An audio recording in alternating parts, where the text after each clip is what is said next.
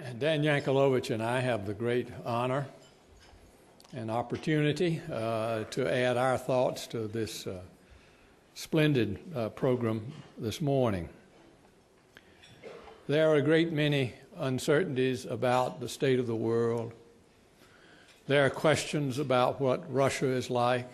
There are questions about what the world economy is going to do. There are questions about what the United States is like. But I have the most difficult task of all. I have to explain what the Kettering Foundation is like. And the difficulty is that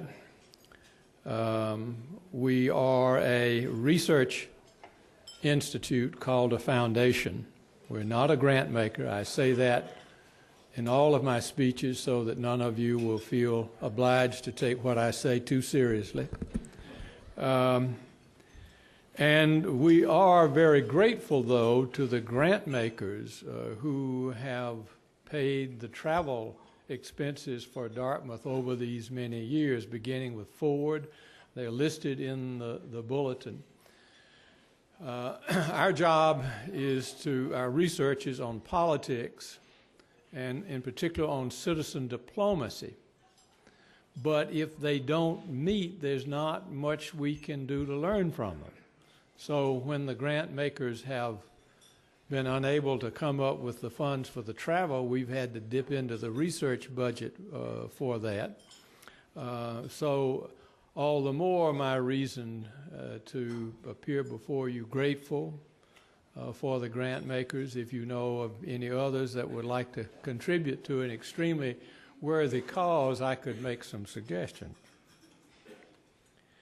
The founder in the United States of the Dartmouth conferences was, as you know, Norman Cousins.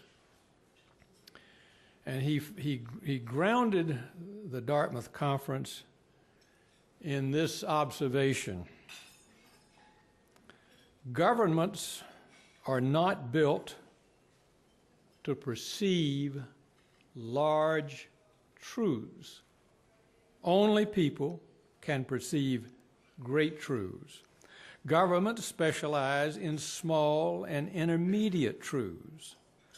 They have to be instructed by their people in great truths. Now, of all the things that Norman said that were controversial, none was more than that. We used to get a lot of grief for talking to the communist, right? But that was nothing compared to the grief that we got for dealing with citizens. There are good reasons for reservations about the general public. People are not informed about diplomatic subtleties. They are not expert on events in the countries that we have to deal with. And it is often suspected, and has been said here, that they are very self-interested. They tend to talk to people like them. And unless something affects some immediate interest of theirs, they are relatively unapathetic. Apathetic, rather, not unapathetic. So I think we understand and appreciate reservations about the citizenry. But nonetheless, that's what Norman said. That was the foundation for Dartmouth. Maybe we wouldn't say it quite so dramatically. Maybe we would take a line from academician Velikov, and we would say it's up to the public or to the civil society to bring great insights to government. Okay? A little more modest, with the emphasis not on one citizen or another citizen, but on the culture of citizens, the society of citizens. For us, from the very beginning, we were deeply interested in the substance of the relationship between the United States and the Soviet Union and then later Russia. But we always define the substance of the relationship differently than you would define it within government, with all due respect. The relationship, as we've understood it from Norman's contributions, was not simply geopolitical issues, not simply military issues, not simply government policy. It included all of those things, but it went beyond to comprehend what Hal Saunders adroitly and correctly identified as relationships between whole bodies polity.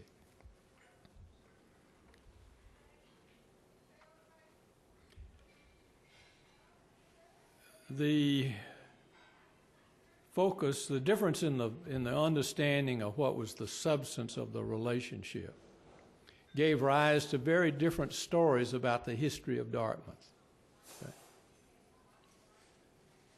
From our perspective, the great turning point was in 1962, the Cuban Missile Crisis. And the agenda of Dartmouth became the agenda of the Cold War, and happily so.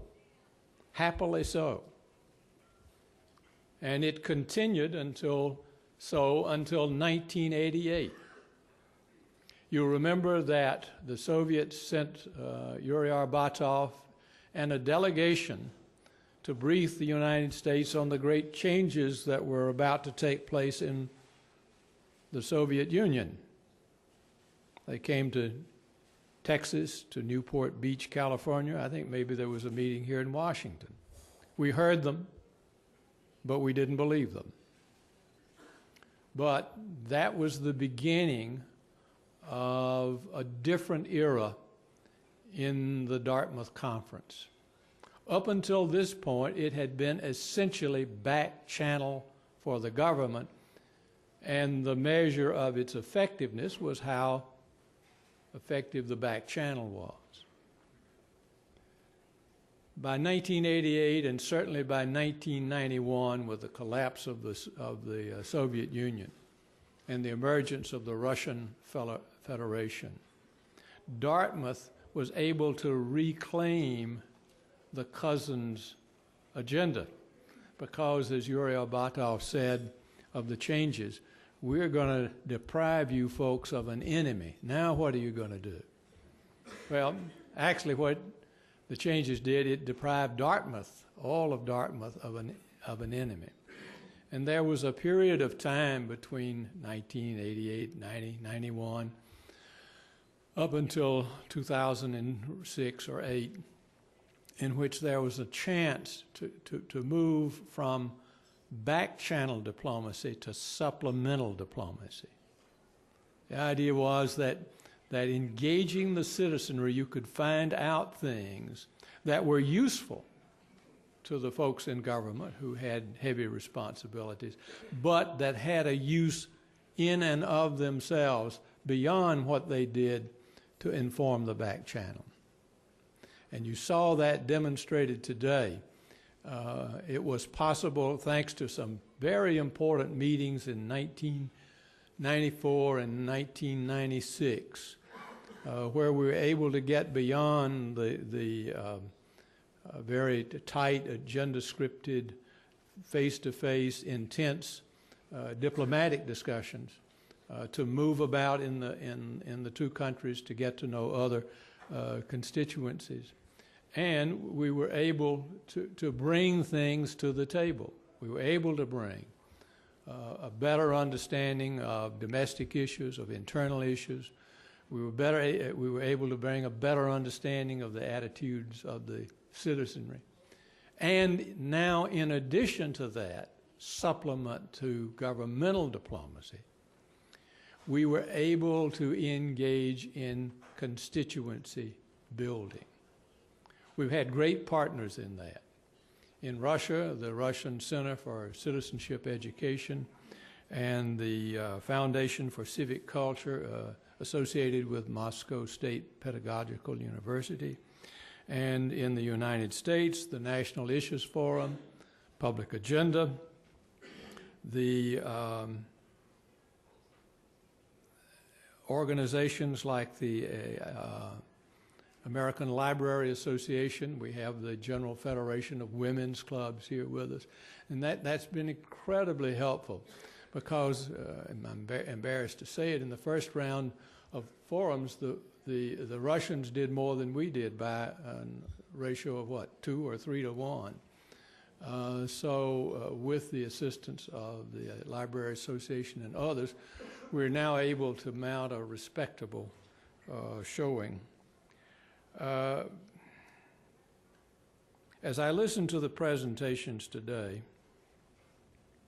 what struck me that had come out of these comparative studies is that there does seem to be a little window now in the relationship when both countries are facing the hard truth that no country is an island. No country is an island. Maybe that makes us a little bit more inclined to appreciate allies, and maybe it's of some assistance to the Russians as they look, as was described, in trying to understand what's happening in the world and what they can learn from it. In these forums, mindful of the reservations about people's lack of information and their lack of familiarity with diplomatic subtleties, when in supplemental diplomacy we wanted to bring a voice there, we wanted it to be a representative voice, to include all points of view, even those that were objectionable. But we wanted it to be more mature, more reflective. We wanted not just first opinions and first reactions, we wanted second opinions. Right? In our audience, we are fortunate to have the man who knows more about the journey from first opinions to second opinions in Dan Yankelovich. And I am pleased to introduce him as I would be Noah if the subject of this proceeding was the flood. Dan Yankelovich.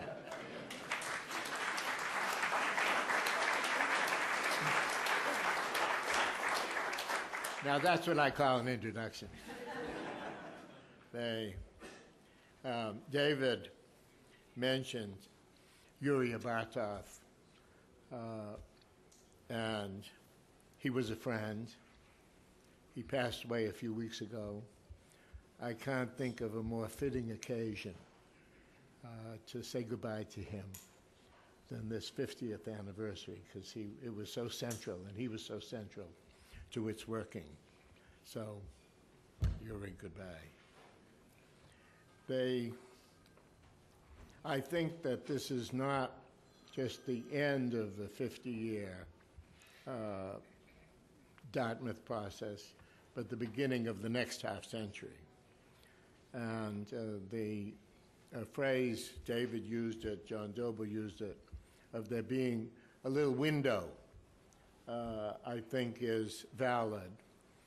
I think we do have a window of opportunity, and that it can be pried open more widely and more substantially.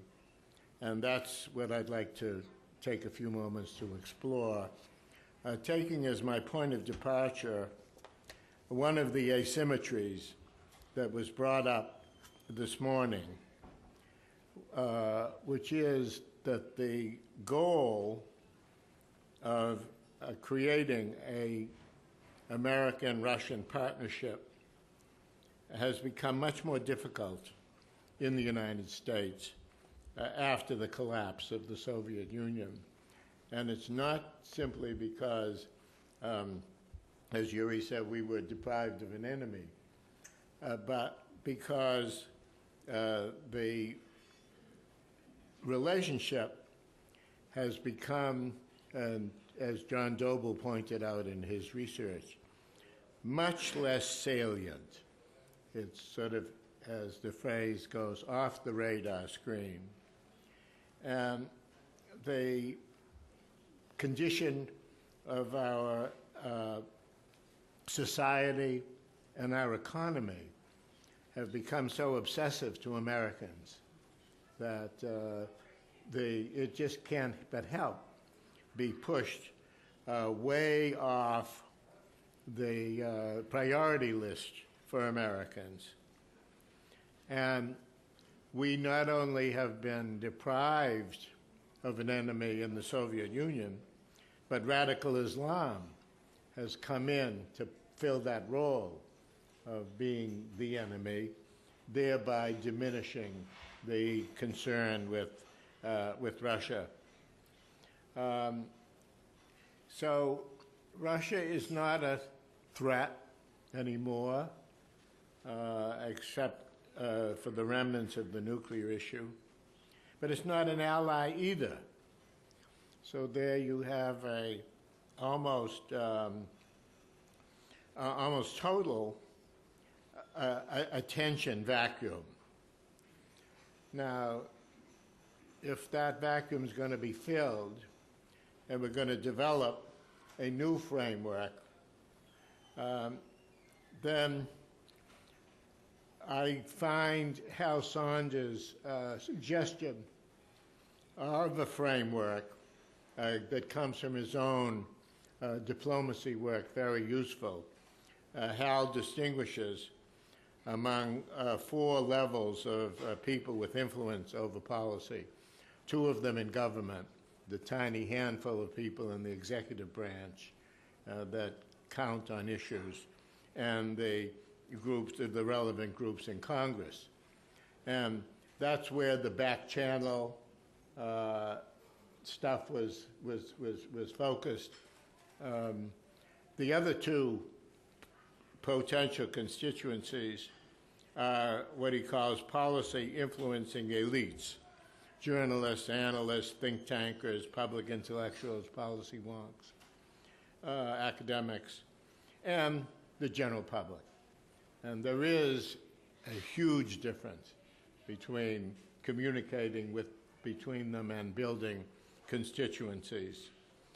And it seems to me that the effort that David mentioned, the shift from the back channels to the broader constituencies, is the work for the future, particularly as it relates to communicating with the general public.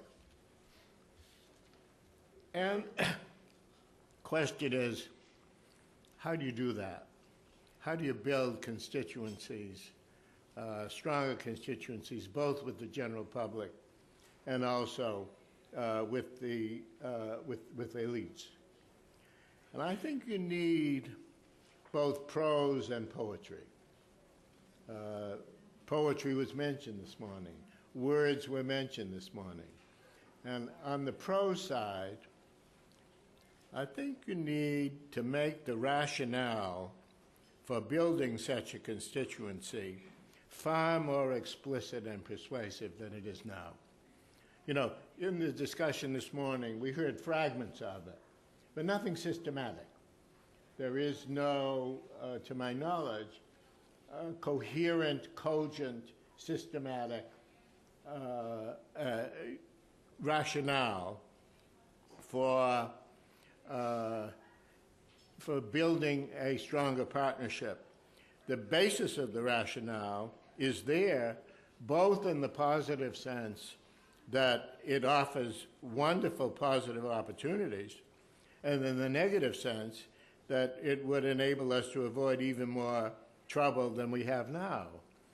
The positive opportunities include, of course, advancing a nuclear build-down, but also very fruitful and productive potential for economic cooperation, as Jim Leach mentioned in his talk.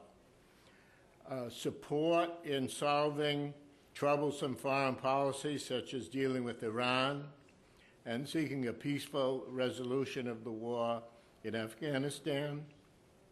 Support with regard to global challenges and problems relating to climate change, to global peacekeeping.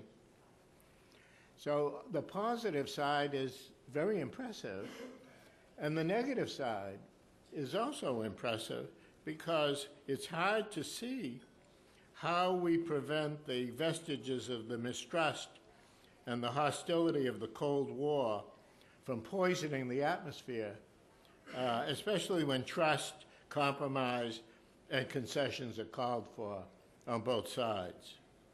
So a lot of work is needed in the United States to make the relationship more salient, and in Russia to find common ground and build more mutual respect. I think the themes that were enunciated this morning of the respect, of partnership, of trust, of equality could not be more important. So you have an asymmetry, but tasks of great importance to achieve on both sides. Now, where does the poetry come in? Well, I think the poetry comes in the sense of developing a compelling vision of how to give U.S.-Russia relationship greater priority. This morning, there was a lot of emphasis, rightly so, on words. And words are one part of a vision, building blocks of a vision. But also, there is a problem of there being differences of frameworks. And so I would say that U.S.-Russia relationships are probably about as low on the priority list of Americans as we can get, and that they won't really be given higher priority, not just by the prose, by the rationale, but by a vision of what is possible, which is going to take a great deal of political imagination. The benefits of such a vision to Russia would be economic, political, and spiritual. A chance to play a more important role in world affairs through partnering with the United States, increased respect and good feelings, the opposite of the evil empire notion that apparently has a hold on the Russian imagination, if no longer on ours. The part of the window consists of the opportunity that's represented by the awareness of Americans that we can't go it alone anymore. The unilateralism, I think, the spirit of unilateralism has really taken a beating in these years, and we are groping around for support, for partners. And the partnership can take some unusual forms. When we were in one of our meetings in the 80s, traveling around the Soviet Union in the various parts of Asia, I think I and some of our other associates were astonished by the majority status of Muslim populations in so many of them. It was not the Soviets, the Russians, were not comfortable, but they had learned to live with it. And they had gotten certain lessons from years of living with a dominant Muslim society. So that's a possibility that could be helpful to us. Our relationship to Canada, our biggest trading partner and friend, is a relationship between a country strong in natural resources and ourselves. The relationship with Russia could have the same quality of Canada with all the benign implications that has. And it seems to me that the right kind of partnership with Russia could be a way of reasserting America's moral and military authority in the world, because you then have that moral authority is reinforced by the moral authority which the Russians are themselves seeking for their own identity. Now, when it comes to moving to building the constituency in the United States among the general public, I think the point of departure is the difficulty that foreign policy elites have in communicating with the general public. Some emphasis was made, David made emphasis about how the public itself doesn't know the facts and so forth, but there's the other side to it. Most foreign policy elites start their careers underestimating the importance of winning the support of the public for their policy initiatives. Mostly they learn, but then they bump up against the trap of saying, well, now we need the support of the public, therefore we have to educate the public. Look out for anybody who uses that word, educate the public. They be very, very wary and cautious when elites say this, because educating the public almost always means conveying information to the public within the framework of the expert, and inevitably failing to take into account the public's own framework. So that if you are going to develop both a rationale and more, hopefully, a vision, then you have to start with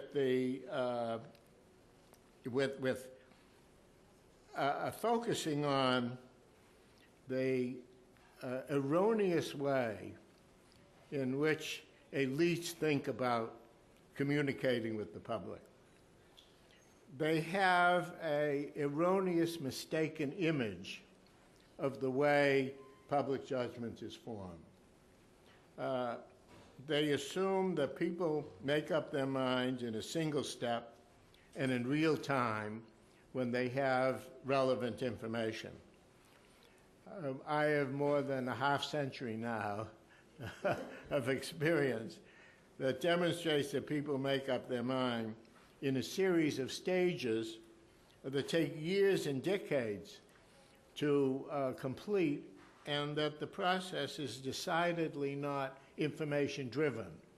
So it doesn't occur in real time, and information is not what shapes it, but it involves emotions, values, trust, reality checking, avoidance of cognitive dissonance and wishful thinking, some degree of information.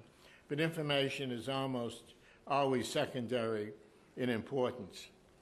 So we know from a lot of research, and you know in particular from the research of John Doble and other forms of Kettering research, that the public is open to changing its mind and adopting new ways of looking at things, coming to more mature judgment, if and only if the discussion starts with the public's own framework, rather than the framework of the experts. Now, as it applies to this particular issue, Doble's research shows clearly that Americans start, as he said this morning, with a traditional narrow concept of national security as safety. And as they work through the issue, they broaden their concept and begin to give more emphasis to issues like threats to the environment, to the broader economic issues, as John pointed out this morning. And it is this broader perspective that opens the window to the new era of collaboration and partnership with Russia. so that the key to building a constituency among the general public, probably in both countries, requires a process for engaging the public that will assist it to broaden its conception of national security. And I think that this focuses on what I said initially, which is first making the pros rationale for the U.S.-Russia relationship and cooperation more explicit, especially in terms of national security, that is an obsession to both countries, particularly given the plight that we're in now, the economic crisis, which is defined by the public in terms of national security once they begin to think about it. So that's the basis for the foundation stone. And it seems to me that this is a double task and a doable one, and that it would strengthen not only the national security of both countries, but also the quality of their civilizations. One random thought that occurred to me while we were speaking this morning of how split ideologically our country is, and how you need to be able to bridge the liberal-conservative gap in the country. And so there's plenty of basis for liberal appeal, but I think that the appeal to conservatives will emerge in the next couple of years in the form of the balance of power relationships in order to offset China. So that you have, both on the pro side and on the vision side, you have so many different elements on which to build. And it seems that for Dartmouth, the ability to articulate both the pros rationale and develop the vision, and then also to develop the strategies for communicating them both to the general public and also to the elites who will be the intermediaries. To conclude on a more personal note, I look back on my years as an active participant in the Dartmouth process. I guess a period with Hal and Phil and others of about 15, 20 years, as one of the most interesting and useful experiences of my life. And I'm very grateful to Kettering and to Dartmouth for providing the basis of that experience. And I truly believe that its most important contribution lies ahead of it rather than behind it.